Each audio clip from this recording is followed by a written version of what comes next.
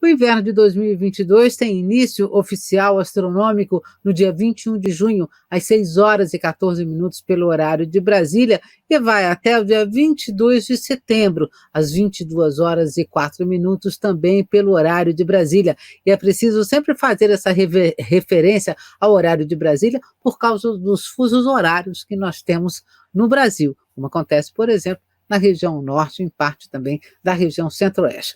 Bom, nós temos aí o fenômeno Laninha, que já está atuando e interferindo no clima global pelo terceiro ano consecutivo. E nós sabemos que o Laninha tem um impacto direto na produção da chuva na região norte do Brasil. Foi por causa do Laninha que, por exemplo, o ano passado, o Rio Negro teve a sua cheia histórica, lá na região de Manaus.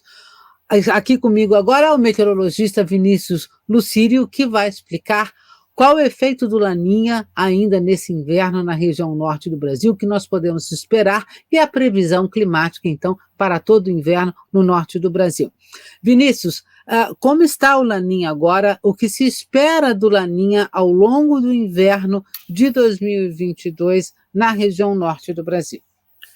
Bom, Jô, o Laninha está agora num patamar fraco, né? Agora ele deve permanecer aí fraco ao longo da estação, mas deve ganhar um pouco mais de intensidade ao longo da primavera e se estende aí até o início do próximo verão. E o impacto principal do Laninha na região norte é o aumento da chuva, principalmente no norte da região, agora nessa época, porque o sul da região tem uma diminuição das chuvas, só que o norte da região, por conta do Laninha, a gente tem um aumento, né?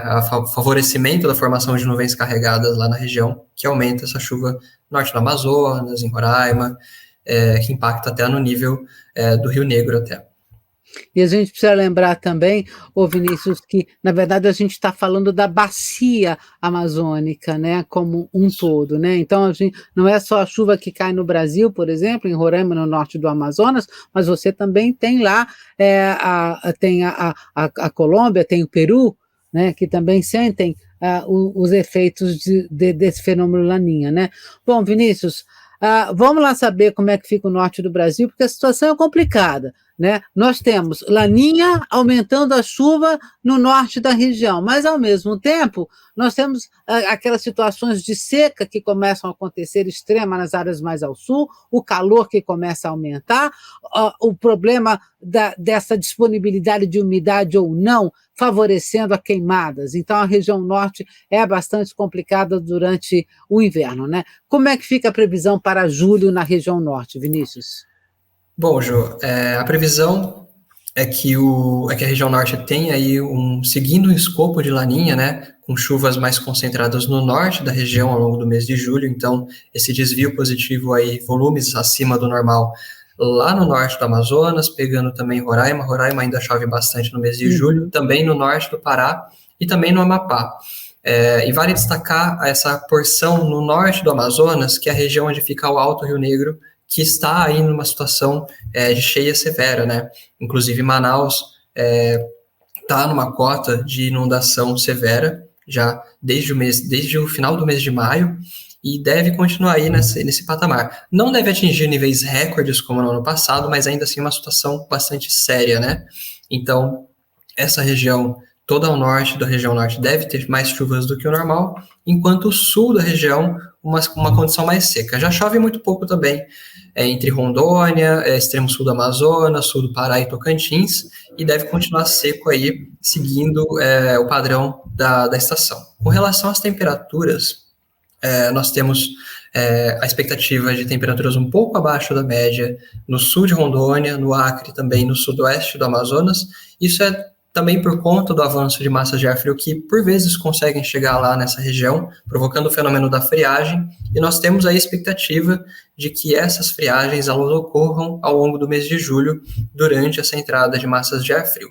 No restante da região, calor, né, como é bastante comum para essa época, então, principalmente sul do Amazonas, grande parte de Rondônia também, sul do Pará e Tocantins, com calor intenso aí, e a temperatura em ascensão ao longo do mês de julho. E o mês de agosto, Vinícius, que a gente normalmente já tem essa preocupação muito grande com a expansão dos focos de fogo, né? Porque aí você começa a ter não só a redução da chuva, mas um aumento do calor muito grande, né? O que eu pergunto, alguma surpresa em agosto, né? E o Laninha ainda terá algum impacto no extremo norte da região norte do Brasil? Sim, Jô.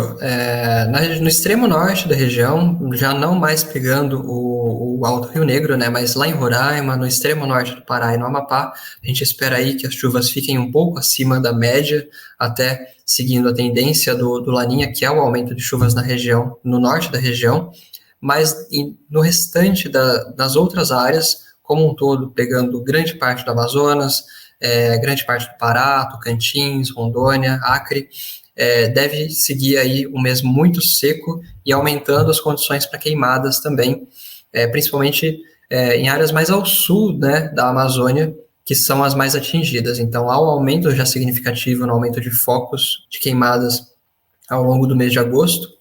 Então, a expectativa é que nós tenhamos aí uma estação de queimadas se iniciando ao longo do mês de agosto, com bastante impacto aí por conta até das condições mais secas, né? E as temperaturas se mantêm acima da média em praticamente toda a região, principalmente pegando Tocantins, no Pará, grande parte do Amazonas, e essa região já faz muito calor nessa época. No Tocantins, as temperaturas já podem aí se aproximar até dos 40 graus no final do mês, então, para esse ano, a gente não espera algo diferente disso. Puxa vida, fico imaginando aí essa temperatura máxima acima do normal aí, nesse sudeste do Pará e no Tocantins, esse negócio vai ferver mesmo aí durante, né, 40 graus para mais, vamos ver. Bom, e para setembro, o que que nós podemos esperar da chuva e da temperatura na região norte do Brasil? Bom, em setembro a gente já nota um aumento da precipitação aí, principalmente pegando mais o oeste do Amazonas e o Acre, né? Há um aumento da regularidade dessas chuvas na região. Então, nessas áreas que eu citei, a expectativa de chuvas de dentro a pouco acima da média durante o mês de setembro, ao passo que as outras áreas da região seguem aí com condição de tempo mais seco, predomínios de dias mais secos aí ao longo da estação.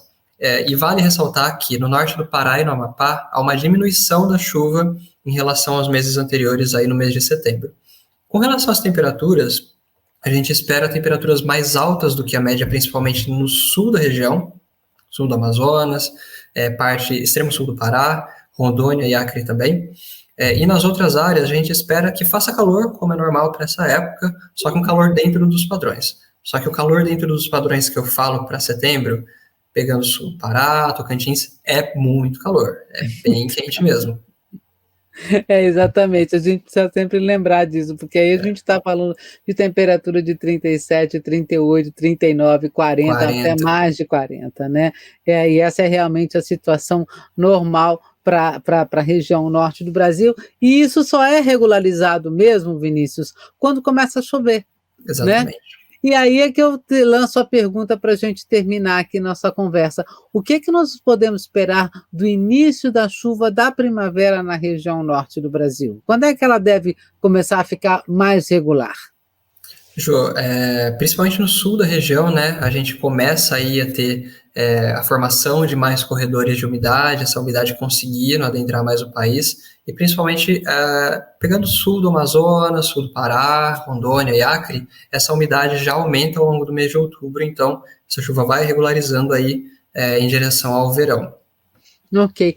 E só para a gente terminar em relação à temperatura no Tocantins, em maio nós tivemos aquela onda de frio no começo da segunda quinzena de maio, extremamente forte, que fez a temperatura baixar para cerca de 11 graus no Tocantins, ou mesmo no extremo sul do Pará. Alguma onda de frio tão intensa como aquela de maio poderá acontecer nesse inverno na região norte do Brasil?